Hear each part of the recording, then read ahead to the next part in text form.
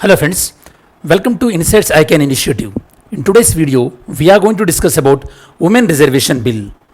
So before we discuss further details regarding the Women Reservation Bill, first we will see the syllabus mapping, then the video components. Later part, we are going to discuss about what is the name of this bill and what is the proposed constitution amendment and what kind of consequences are going to be happen and further details we are going to check.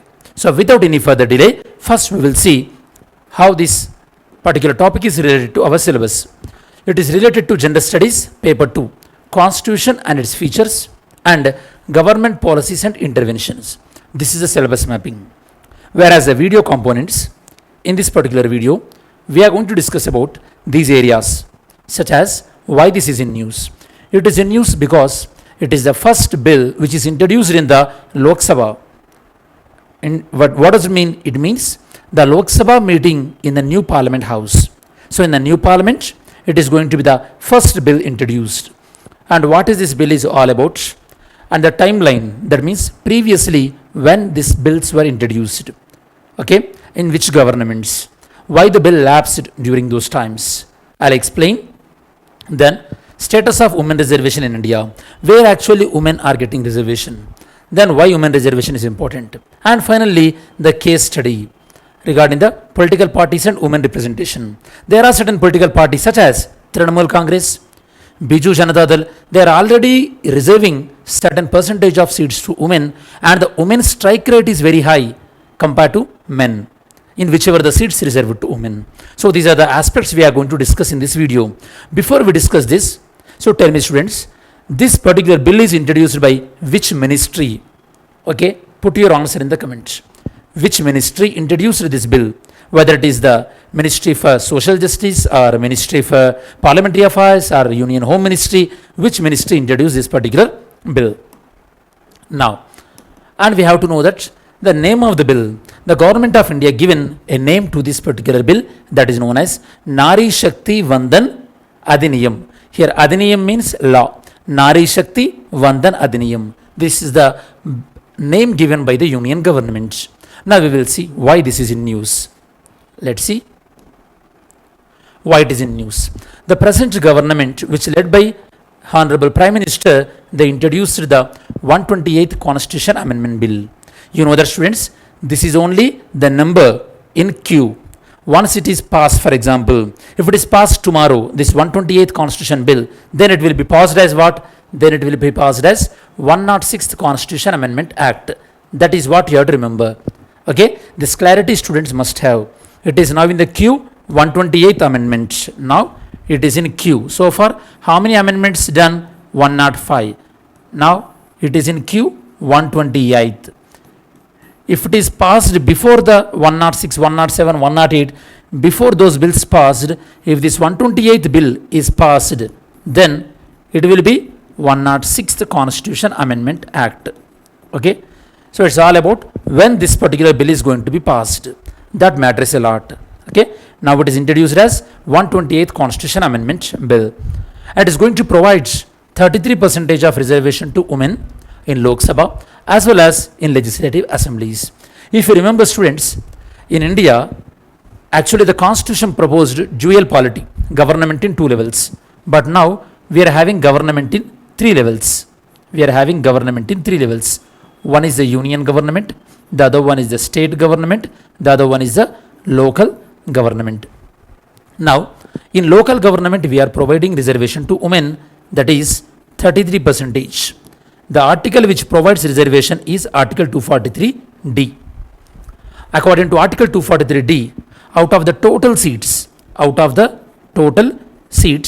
1/3 seats reserved to women, and out of the total seats, whatever the seats reserved to SC and whatever the seats reserved to ST, in those communities also 1/3 seats will be reserved to women. Okay, and overall 1/3 seats, and in the respective communities also 1/3 seats will be reserved to women. In the same manner, now it is going to introduce 1/3 seats reservation in Lok Sabha, in central level parliament. In state level, women reservation is going to be there in the assembly.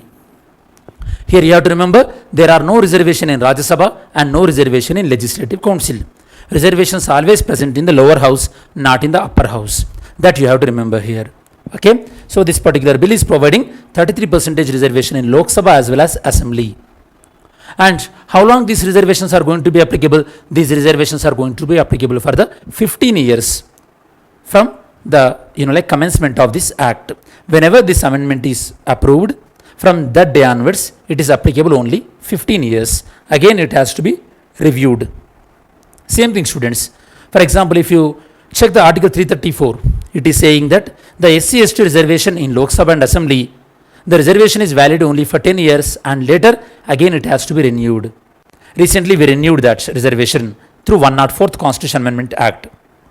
But of course, we did not renew the reservation given to Anglo Indians. That you have to remember.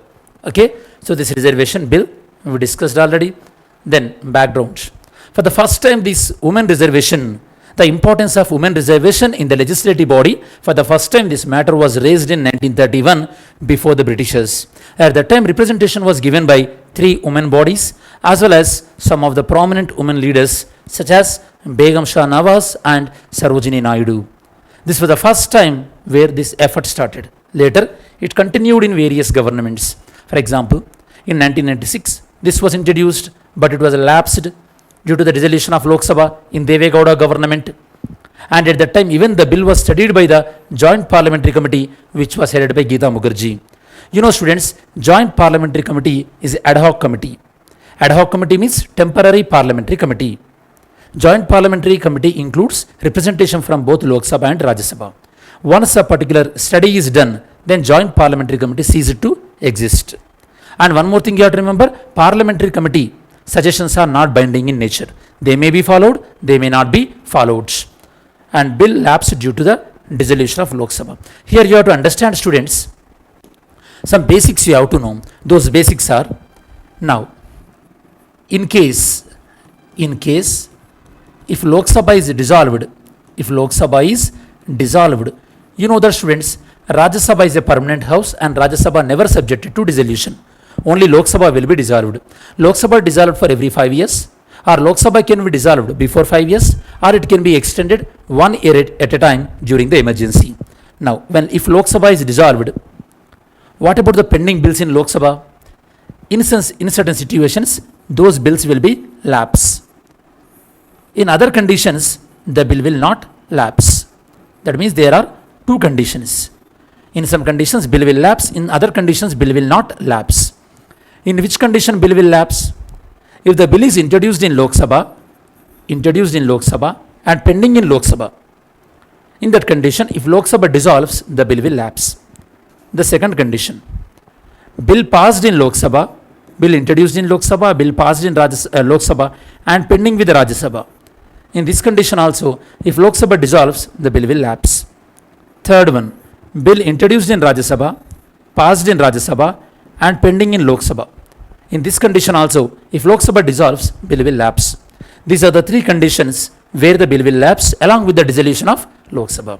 In the rest of the conditions, for example, the bill introduced in Rajya Sabha and pending in Rajya Sabha, it never seen the Lok Sabha. In that condition, the bill will not lapse.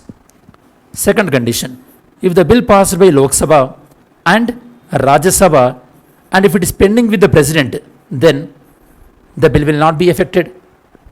Another condition, the bill passed by Lok Sabha and the bill passed by Rajya Sabha and the bill forwarded to President and President returned the bill by using his suspensive veto. In that condition also, even though Lok Sabha is not there, Rajya Sabha will give its opinion.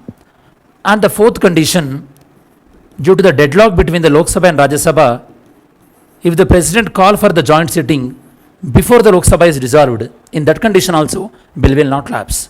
So, as a UPSC aspirant, you must know in which condition bill will lapse, in which condition bill will not lapse. There are few conditions, a few situations where bill was lapsed because of the dissolution of Lok Sabha in the previous times. We don't need to remember all these years, but the purpose of showing these years is only that this bill was ongoing process. Previously, there was an attempt made, but those attempts did not give the result because of the dissolution of Lok Sabha. That you have to remember. And this women reservation in Lok Sabha and Assembly, it is an extension to 73rd and 74th Amendment. I already told you in the beginning of this video that The 73rd and 74th Amendment, they are providing one-third reservation to women in both Panchayati Raj as well as municipalities through Article 243D. Next, why the women reservation bill is not passing in the parliament? It may be due to the lack of political will, it may be due to the patriarchal society in nature, and it is diverting the attention from larger issues such as criminalization of politics and inner party democracy. There are some other issues which are diverting this women reservation bill issue. Then, status of women reservation in India. Now, we'll try to understand the women participation in some states. For example, in a state like Gujarat, where only 8% of women are legislators out of the 182 assembly, whereas Himachal Pradesh, the women voters are around 50%, but the women legislators are only 1 in 67. Out of 67 men, only 1 woman, and 67 men out of 68. You can understand. National average, the national average is around only 8%. That means out of 100 legislators, only 8 legislators are women. Rest of the legislators are men. So you can understand the very less representation of women. Why this less representation? Because they were not given the mandatory reservation. If mandatory reservation is provided, then obviously women will be contested and women representation will be there, same like local governments. In terms of women reservation, India stood very poorly, that is 144th rank out of 193 countries. This ranking was given by the Inter-Parliamentary Union's report. Among our neighbors, India falls behind the Bangladesh, Pakistan and Nepal. It is very unfortunate condition. Next, why it is important? The women reservation. Obviously, women reservation, it provides a better platform for women to express their opinion, and it allows the women in different caste groups to enter into the politics. Now, women from particular caste groups only, they are able to access into the politics. And same like how the positive impact created in Panchayati Raj, that kind of positive impact will be created in Assembly as well as Lok Sabha. And the vote share also, women vote share is increased. So in proportion to the increased vote share of women, if women representatives also increased, then more women will come out and they will cast their vote. That means women turnout will be increased. Then Global Gender Report 2022, India ranks 48th out of the 146 in political empowerment dimension. So we are long way to go, especially in situations like this, where India is leading the global south, where India successfully concluded the G20 meeting. And India is pioneering in science and technology advancement such as Aditya L1 and Chandrayaan 3 and hopefully this, like Gaganyaan. So these are the positive steps we are going towards. In this condition, women reservation also provides a better outcome. Let's see how some other regional parties are providing. There are some certain parties, Biju Janata Dal, as well as West Bengal Trinamool Congress. Even though the women reservation is not mandatory in Assembly and Lok Sabha, these parties are giving certain percentage of seats only to women. Let's see what kind of results they are getting. In Trinamool Congress, they reserved around 40%, as well as Biju Janata Dal, they reserved 33% of their entire Assembly as well as Lok Sabha seats to women. The strike rate, let's see, around TMC, Trinamool Congress, the women's strike rate is 65%. That means if you are reserving 100 seats to women, around 65 women are, they are coming out as a winners. The men's strike rate is only 44%. Biju Janata Dal, women's strike rate is 86%. So these are some of the,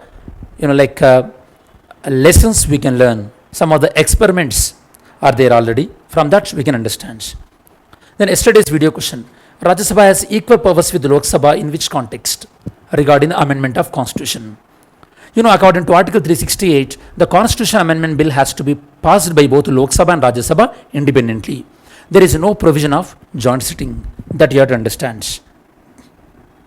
Then, today's video question.